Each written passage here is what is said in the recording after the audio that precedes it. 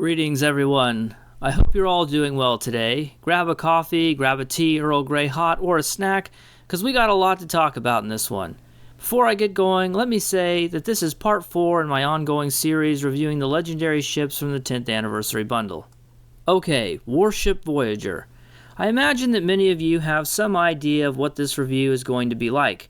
You probably assume that I won't review it as favorably as I have the previous 3 ships, and you'd be right. You probably also assume that the reason for that might be something to do with the Miracle Worker specialization and the trait, and you'd be wrong. Actually, the trait is one of my favorite things about this bundle. Not because I'm so in love with it, the trait itself, although it is fun and we'll talk about it in its own time, but because I'm hopeful that it represents a positive direction for the game going forward. However, I am getting ahead of myself, so let's talk about the ship and then we can worry about the traits and consoles and stuff. The bridge officer seating on the legendary Intrepid is a very mixed bag, and by mixed I mean mostly terrible. It doesn't have the ability to run a lieutenant commander science seat, so you're limited on the amount of high-level anomalies you can run. It also lacks the ability to have a lieutenant commander tactical as well, limiting the options for both torpedoes and energy weapons. However, there is a bright spot. The fixed Lieutenant Commander Engineering seat is also a pilot seat, and I think that's a very welcome nod to Tom Paris, the helmsman on Star Trek Voyager, given that his main skill set is his ace piloting. The legendary Intrepid is also a full Miracle Worker ship, which means it has a Commander Miracle Worker seat, and while that's interesting for the novelty of it, though technically not that much of a novelty since the Ikedomi has a Miracle Worker seat, I'd argue that it should have been a command ship, for thematic reasons. That's not a joke, by the way. If we're going to pay respects to Tom Paris for the pilot seating, then I think Janeway deserves credit for her leadership capacity. It's easy to lead when your followers are people who want to be there, who signed up for it, who share the values and goals of your organization, when insubordination has unavoidable consequences, and when your own authority is backed up by yet a higher authority nearby. I'm not suggesting that Picard was a bad leader, far from it, but there's a reason he was so surprised to find out about the mutiny on Pressman's ship when Riker was an ensign in the episode The Pegasus. In a world, his world, leadership is about dealing with outsiders, not dissidents from within. He's used to dealing with Klingons and Romulans. Mutiny is unthinkable on most Federation vessels on normal circumstances. Janeway wasn't so lucky. Stranded in the Delta Quadrant with half her crew dead, a ship full of Maquis terrorists, a freshly minted ensign, and a pilot she had to break out from prison, hardly the ideal crew. She had almost nobody to back up her authority. They're thousands of light years away. The only loyalist with any real authority she could count on was Tuvok. She could have made him her first officer, locked up the Maquis, and headed straight back to Earth with her blinders on, but she didn't. Instead, she exemplified the best qualities of the Federation, which isn't the strength of their fleets, but rather the strength of their leadership and diplomacy. She gave the Maquis a seat at the table in positions of power among the crew. She took on board multiple aliens and a separated Borg drone. She rallied rivaling forces against the Anoraks and held the crew of the Equinox accountable for betraying their Federation values.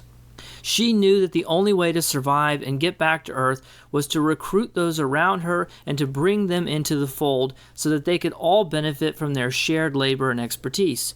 Chakotay would have probably been destined for a jail cell if he had been caught in the Beta Quadrant, but by the time they got back, Janeway had turned him into a respectable officer, and many of the other Maquis on the crew, and even the aliens they picked up. Say what you want about Janeway, but she was a terrific leader of people. Oh yeah, and having Concentrate Firepower 3 wouldn't have been terrible either.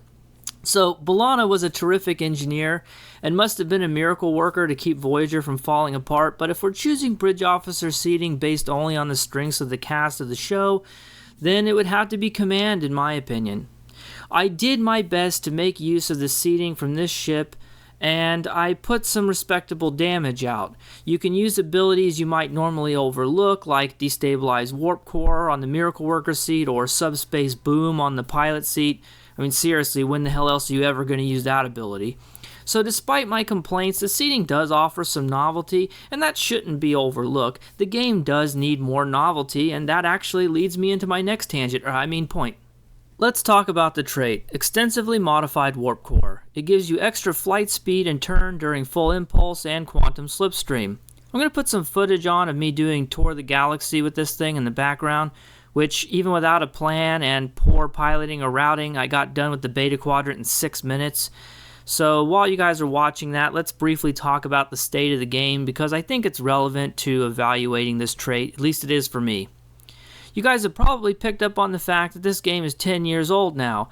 There are basically two ways that they try to sell ships to us, based on prestige and based on performance, and sometimes both.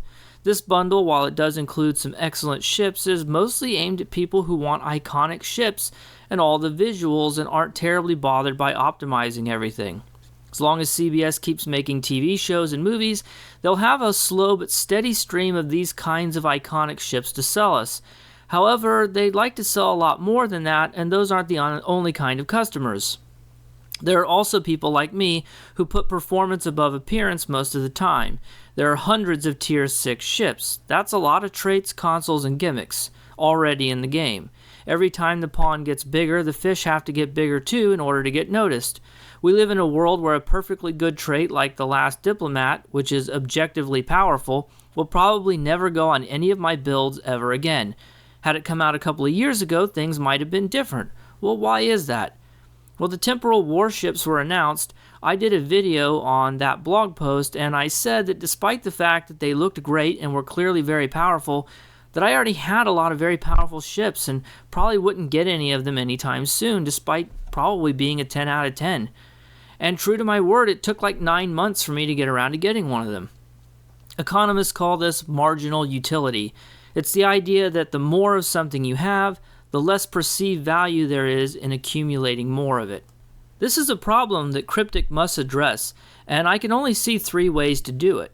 First, they could do nothing and keep releasing new stuff that just feels like reshuffled and rehashed versions of things we already have, which is basically what the Last Diplomat is, unfortunately. It's just a damage boost, but we have lots of those.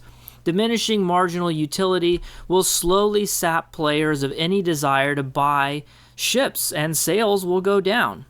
Second, they could introduce power creep. A little bit is inevitable, and in perspective with other games this old, they've actually kept it to a minimum. This would be a disaster if they decided to drastically increase power creep as a way to sell ships. Not only would it destroy the value of things people already paid a lot of money for, but it would quickly alienate players who would come to realize that nothing has any lasting value, and therefore what's the point in buying it? The third option is to start expanding horizontally and thinking outside the box. Give us new things that don't compete with the things we already have. That's what the Intrepid trait does. It's not meant to be used in combat. It enhances a different aspect of the game. And that's what we need more of, creativity in their creations. I legitimately had a laugh and a smile while testing this trait. It's hilarious to go at such ludicrous speeds. And I hope that this is a harbinger for more traits and consoles and gimmicks like this to come. Right, so what about the old trait, Ablative Field Projector? It gives you shield healing abilities, the extra benefit of also awarding some temporary hit points. All in all, it's pretty weak, and it requires you to use a shield heal, which you may not always want to do, and even on a tank there are lots of better traits, including ones that give temporary hull. The legendary Intrepid also comes with 3 consoles, and much like the Defiant, they span a Tier 4, Tier 5, and Tier 6 counterpart. So 2 of them are going to be on the weaker side just necessarily. They do, however, form a set, so there is a little bonus to using them all if you want to. The Nadion Detonator doesn't have any passives, but does have a clicky that upgrades your next torpedo to deal out a photonic shockwave. It has a visual effect, and I didn't get around to recording it, but it has an explodey effect. You've seen dozens of them. The damage is okay, but in a world where entwined tactical matrices lets us vomit torpedoes all day, monopolizing an entire console slot to upgrade 1 torpedo once per minute just isn't the kind of thing that's very attractive.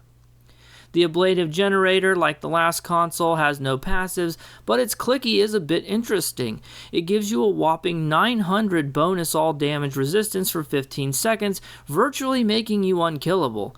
Takes your energy weapons offline, which isn't an issue if you're using torpedoes on a science ship, and also takes your shields offline, which could synergize with some traits like the one from the Khitomer Alliance battlecruiser. The visual effect is really cool, and it covers your ship in armor for the duration, and since they reduced the cooldown on Tier 5 and lower consoles to just 1 minute, you can basically make yourself invincible 25% of the time. If it weren't restricted to the Intrepid and all of its different iterations, I'd almost think it was overpowered for tank builds. It's a really interesting and cool one for sure. The final console is the Aero Shuttle Bay, and I really like this one.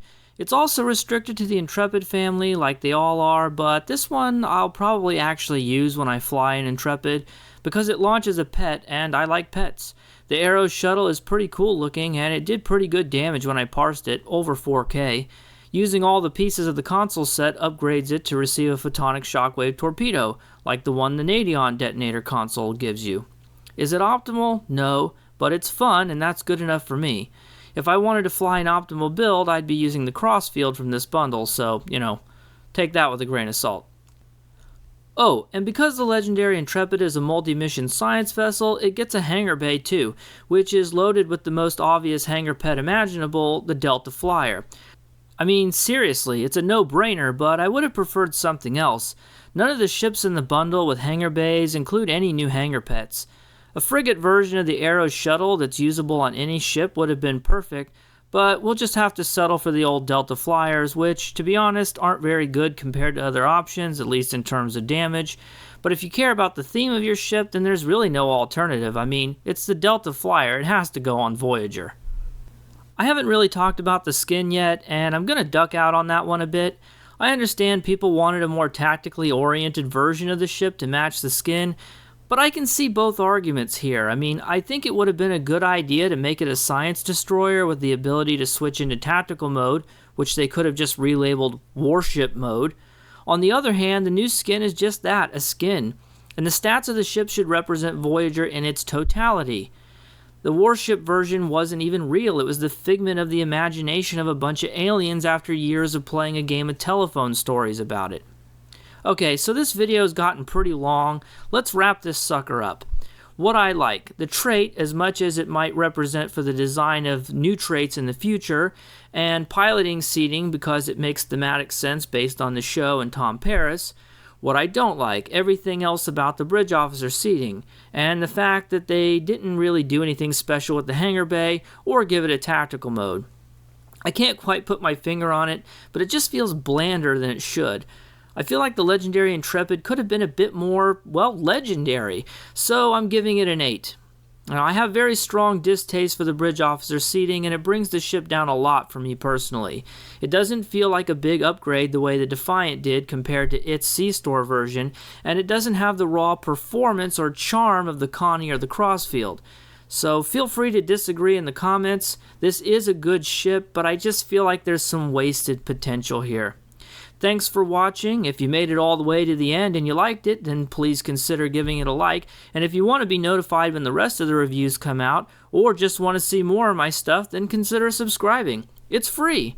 Think of all the value. And don't forget to let me know which of the remaining ships you'd like to see reviewed next.